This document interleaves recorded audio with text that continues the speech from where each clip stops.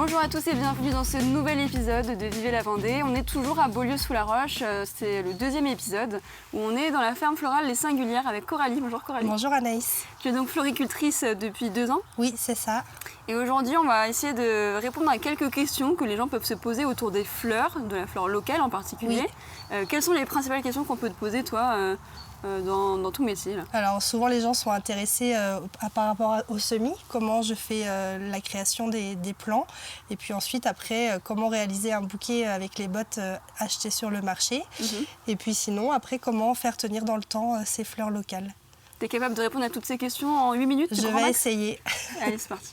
Donc la première question, sur les semis, c'est ça? Oui, souvent vous me demandez comment on réalise les semis. Alors voilà, moi j'achète des semences bio toujours, et après je réalise mes semis dans des plaques alvéolées avec du terreau spécial semis. Donc je viens installer le terreau dans les alvéoles, dans la plaque, et ensuite dans chaque alvéole je dispose une graine. Et ça me permet après moi de savoir combien de plants exactement je vais pouvoir planter, parce qu'il y a des graines qui parfois ne lèveront jamais. Donc ça limite la perte une fois les plantes en place. Donc ça c'est pour tout ce qui est annuel, bisannuel, donc tout ce qui est les fleurs qui poussent à partir des graines. Ensuite je plante aussi tout ce qui est bulbe, donc ce qui est tulipe, glaïeul. Donc là à l'aide d'un plantoir je viens creuser mon sol et j'enterre le bulbe toujours avec l'équivalent de terre équivalent à 2 fois la hauteur du bulbe au-dessus. Donc voilà, après il faut que l'arrosage se fasse de manière très régulière. Et chacun chez soi peut s'amuser à faire ses propres semis et ses plantations d'été pour le potager. C'est vrai que c'est intéressant aussi de faire venir les auxiliaires au jardin pour répondre à toutes les petites attaques de ravageurs sur parfois les plants du potager. Oui, parce que toi tu es en bio, c'est-à-dire que tu mets aucun intrant ni rien? Non, il n'y a pas d'utilisation de pesticides. En fait, je réponds au cahier des charges de l'agriculture biologique, donc j'utilise parfois des traitements, mais que des traitements naturels. Ça va être beaucoup les purins en préventif. Mais c'est vrai que tout ce qui est pesticides ici n'est pas autorisé. Et de toute façon, c'était mon souhait de ne pas les utiliser pour proposer des fleurs les plus propres possibles.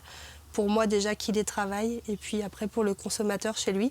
Et parfois, certaines de mes fleurs peuvent être aussi consommées, parce que je cultive des fleurs pour les fleurs coupées, mais qui sont parfois aussi comestibles. Donc elles peuvent venir décorer vos pâtisseries. Donc il faut bien me demander avant, parce qu'elles sont parfois aussi toxiques. Donc surtout ne pas se tromper dans les variétés. Alors la deuxième question, c'est donc comment on arrive à fabriquer un bouquet soi-même? Alors l'idéal, c'est de prendre plusieurs variétés de fleurs qui vont avoir des formes différentes, plus ou moins de feuillage. Parce que c'est vrai que c'est bien aussi d'avoir du feuillage pour donner du volume au bouquet. Hop. Alors là, je vais partir avec des tulipes. J'ai été récolter aussi quelques pavots. Et donc après, il y a la technique de la vrille. Donc ça, c'était plutôt ce que j'ai appris en tant que fleuriste. Il y a toujours une tige qui reste droite, et pour donner du volume, on vient tourner les autres autour de la première fleur. Donc là, je rajoute des anémones. Moi, j'aime bien les bouquets colorés, donc je vais essayer d'apporter un mélange de couleurs à mes bouquets. Donc là, des anémones mauves, du pavot jaune, un peu de orangé, les tulipes qui sont panachées. Et voilà, comme ça, on vient agrémenter son bouquet avec des fleurs qui sont plus ou moins frêles, sauvages. Et comment tu arrives à marier les couleurs? Enfin, c'est au pif? Alors après, soit on part sur des camailleux, on fait du ton sur ton. Donc pour être sûr de ne pas se tromper, soit on part sur le camailleux, le ton sur ton. Donc ça peut être que des teintes de rose, que des teintes de blanc et vert, ou alors que des teintes orangées. Et sinon après, on peut partir sur le mélange des couleurs. Alors moi je trouve que quand on mélange toutes les couleurs, ça marche bien. C'est ce que tu fais d'ailleurs là, non? Oui voilà, moi je suis vraiment là dans un mélange très important. Hop. Et après, des fois, c'est vrai qu'il y a des couleurs qui vont mieux ensemble que d'autres. Et je trouve que quand on mélange tout, ça passe toujours très bien. Quand on associe 2-3 couleurs, bon, des fois, peut-être qu'on peut se tromper. Donc, soit partir peut-être plus simplement sur le camailleux ou sur le tout coloré. Alors comment maintenant on arrive à entretenir sur du long terme un bouquet? Donne-nous des conseils. Alors pour tenir ce bouquet par exemple une bonne semaine en vase, faut surtout pas mettre trop d'eau dans le vase, quelques centimètres suffiront. Et puis après tous les 2 jours on vérifie qu'il y ait toujours de l'eau dans le vase.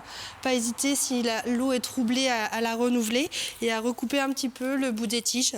Sur 1 centimètre, on donne un petit coup de sécateur. Et puis après, voilà, les pavots, quand ils fanent, les retirer, enlever les fleurs abîmées au fur et à mesure. Et puis avec ça, vous aurez un bouquet qui va tenir en vase une semaine sans problème. Pourquoi pas plus? Ah, il y a certaines fleurs qui tiennent plus longtemps, comme les lisianthus, qui peuvent parfois se garder 3 semaines en vase. Mais bon, la plupart des fleurs sont quand même très éphémères et tiennent 1 semaine en vase. Et c'est pour ça qu'après, on a le plaisir d'en racheter chaque semaine sur le marché. Et alors c'est pour quelle occasion qu'on peut offrir des bouquets? Alors les fleurs, on peut s'en offrir déjà pour soi, pour se faire plaisir, pour colorer la maison. Après, ça peut être pour les anniversaires, les fêtes. Ça peut être aussi pour décorer un événement. Ça peut être pour les mariages, ça peut être aussi pour rendre hommage en cas de décès. Les fleurs, ce que j'aime en fait, c'est que ça accompagne tous les moments de la vie. Et des fois, ça met des mots là où les mots manquent. Pourquoi depuis toujours on a besoin d'offrir des fleurs aux proches? Je pense que ça apporte de la vie, de la couleur, du réconfort. Donc je pense que les fleurs, ça apporte beaucoup d'émotions. Je vois quand les gens arrivent sur mon stand au marché, ça donne tout de suite le sourire, la bonne humeur. Donc je pense que ça fait toujours du bien d'offrir des fleurs aux gens qu'on aime. Et pour ceux qui ne savent pas, et je m'inclus dedans, comment on fait pour choisir le type de fleurs pour l'occasion, je sais pas, par exemple un décès? Je sais pas si je peux offrir un bouquet de fleurs colorées par exemple. Si, alors c'est vrai qu'il y a eu une période où on était beaucoup dans le blanc et vert pour les obsèques, mais maintenant c'est vrai que dans les fleurs, il y a plus vraiment de code. C'est vrai qu'on peut se permettre de la couleur, au contraire dans les moments tristes, faut pas hésiter à mettre un peu de couleur et maintenant, c'est vrai qu'on se permet de mélanger les fleurs, même dans les mariages, il y avait des tendances. Et maintenant, la tendance, elle est au très coloré. Donc voilà, faut pas hésiter à oser la couleur. Au contraire, on en a besoin. Merci beaucoup Coralie de nous avoir montré ta ferme florale. Merci à vous d'être venu me rencontrer. Et puis surtout, nous, on se retrouve demain pour la suite. Toujours, on va à la découverte de métiers liés au végétal. Je vous en dis pas plus. À très vite. À très vite. J'espère vous recevoir cet été quand ce sera l'abondance. Ouais. Et puis je tenais à te remercier parce qu'on peut offrir aussi des fleurs pour remercier les gens. Et je sais que tu sauras en prendre soin. Ah oui, bah maintenant, nickel. Merci. Hein. À bientôt. À bientôt.